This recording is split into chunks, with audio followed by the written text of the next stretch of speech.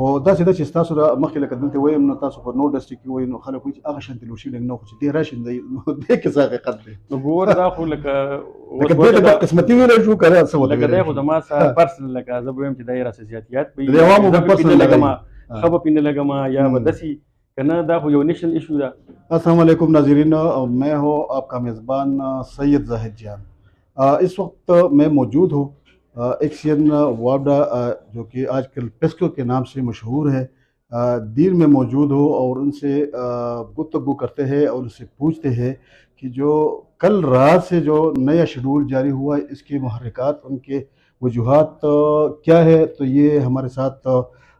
جو ایکسین صاحب ہے وہ موجود ہے، اکرام اللہ خان۔ اکرام اللہ صاحب، یہ بتائیے کہ کل جو آپ لوگوں نے ایک نوٹیفیکیشن جاری کی کہ رات 12 بجے کے بعد جو ہے ایک نیا شیڈول جاری ہو گیا ہے، تو رات 1 بجے کے بعد جو ہے پھر وہ نیا شیڈول جو ہے جاری ہوا 12 گھنٹوں کے، تو اس کی وجوہات کیا ہے عوام کو یہ بتائیے۔ بسم الله الرحمن الرحیم. زه خپل خوږ مشر زیدجان لالا ډېر شکرګزار یم چې موږ له ټایم راکړو او داسې قیمتي وخت یې راکړو چې زموږ په دې خبرو باندې عوام هم موږ خبر کړو چې دا وجوهات چې کوم زیدجان صاحب کوم کوېشن وکړو چې زموږ د دیر پیډر او پنکوټ پیډر د لوډ شیډینګ د یو پیډر باندې 9 غنټې او په بل باندې 6 غنټې او هغه 12 غنټو ته څه وجوهات دي چې هغه 12 غنټې شو. نو دې مین وجه دا ده د 6 نه 12 ته شو او د 9 نه 12 ته شو. بل دا چې هغه ایریا چې په هغه کې په اربو روپۍ یعنی 1 ارب یا 2 ارب روپۍ چې کومه کې ریکوري وه، هغه کې کوم آوټسټینډینګ پاتې په خلکو پسې، هغه کې د هغې ډیټیلز اوس هم بیان کړي. د هغې داسې ده چې ایټنسي پروګریسیو ایټنسي وایو، لکه څنګه چې په اولنۍ د پنکوټ پیډر خبره به کوو، دا زموږ کمرشل ایریا هم پیډ کوي او زمونږ عدالت هم پیډینګ کوي او دغه شانتې زمونږ ډي سی آفیس دی، ټول آفیسز دي، فرنیچر مارکیټ دی او زمونږ کمرشل ایریا ته دا پیډینګ کوي. نو دې د ایټنسي دا ټول لکه نیشنل ایشو ده، د ټول پیسکو یوازې د دیر خبره نه ده، په حال کې هم دغه شانتې ده چې هغه هم د 6 غنټو نه 12 غنټو ته لاړ او ټول پیسکو چې څنګه تاسو یاد کړه چې اوس وابډې ته زمونږ د کمپنۍ ته پیسکو وایي. نو ریزن دا دی چې پروګریسیو ایټنسي ورته وایي، اګریګیټ ټیکنیکل اینډ کمرشل لاسز. نو چې کم پیډر باندې لکه لاسز کم وي، ریکوري ښه وي، نو د هغې یو فارموله ده، د هغې مطابق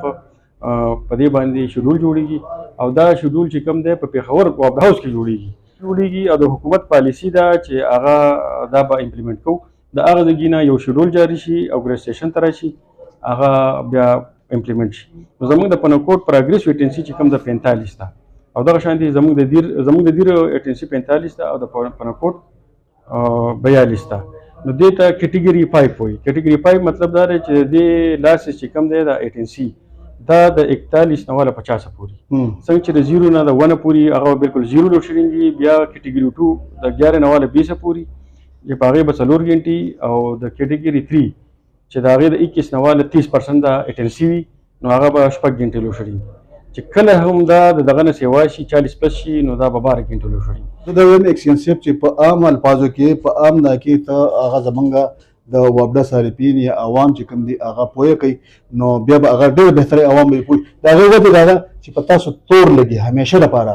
وایي که د ایکسین صاحب دی که وایي په دغه کې ګریډ کې و نو هم زیات کېدل لوډ شیډینګ. اوس که دی دلته ایز ایس ډي او ایز ایکسین دی اون دلته کېږي، نو دا دې تور کې یا دې تهمت کې یا دې الزام کې څونه حقیقت دی او که نه عوامو سره هغه شیر کړه چې کم سے کم مطمئن شي. موږ عوام تعلیم یافته وي، نو لکه چې زه په ګریډ کې یم او ګریډ کې لکه زه لوډ شیډینګ کوم او اوس زه په ګریډ کې نه یم، دلته یم او هغه لوډ شیډینګ اوس دلته کومه، نو دا خو واضح جواب دی چې لکه دا په ما پسې دا لوډ شیډینګ ګرځي چې زه چېرته ځم نو زه به یې کومه. نو لکه دا عوام دي په دې خبره باندې پوه شي چې زه ګریډ کې وم، فرض کړه ګریډ کې هم کسان شته، خو لکه دا خبر دي څوک یې نه دا خبره ستاسو ومنو که نه ټیک ده. خو داسې ده چې ستاسو مخکې لکه دلته وایم نو تاسو په نور ډسټرکټ کې وایي نو خلک وایي چې هغه شانتې لوډ شیډینګ نه خو چې دې راشي نو دې کې څه حقیقت دی. نو ګوره دا خو لکه دې ته بدقسمتي ویلی شو که څه ورته لکه دی خو زما سره پرسنل لکه زه به وایم چې دا یې راسه زیاتیات به د عوامو په پرسنل لګم ښه به پې نه لګم یا به داسې که نه دا خو یو نیشنل ایشو ده. بهر ډسټرکټ کې په هر علاقه کې لیمیټډ وي، خلک پیژني، خو که بهر ډسټرکټ نه راشي څوک نه پېژني. عوامو ته دا پیغام مسله څه شته دی، مسله ځکه څه شته دی چې دې لکه دا خلک دا موږ خپله محسوسوو، زه د عوامو ترجماني کوم. تاسو د حکومت ترجمانې کوئ. زه هم دا محسوسوم چې یاره څه داسې وجوهات دي چې هغه تاسو راشئ، تاسو که ایز ایس ډي او راځئ، خپل وطن دی، خپله خاوره ده، موږ ویلکم کوو همیشه لپاره، خو هغه شان توقعات زیاتېږي ستاسو نه، ځکه چې د دې خاورې بچی په تاسو باندې د خلکو حق زیات جوړېږي، ځکه ده چې هغه توقعاتو وجې باندې خبرې ډېرې زیاتې کېږي. تاسو دا په منفي مالئ، په مثبت والئ او دغه شانتې د عوامو لپاره. نه انشاءالله زه خو به کوشش کوم چې زه خو د دې خاورې یم او چې کوم زموږ د خلکو توقعات دي موږ به کوشش کوو چې د هغې نه ډېر کار وکړو. که زه د یو صحافي نه د یو د خاورې د یو بچي او ته د خاورې د یو بچي دا فرض کو چې یاره دا د خوشخبري دوباره خاص کر دا اربن ایریا ده، په دلته هسپتالونه دي، دلته پاپولیشن ډیر زیات دی، دلته نور دغه دي دفترونه دي، نو مطلب تاسو خوشخبري زمونږ د عوامو ته دا کولی شي چې دا بېګا کوم سیټ بیک شوی دی او د دې دغه وکړي.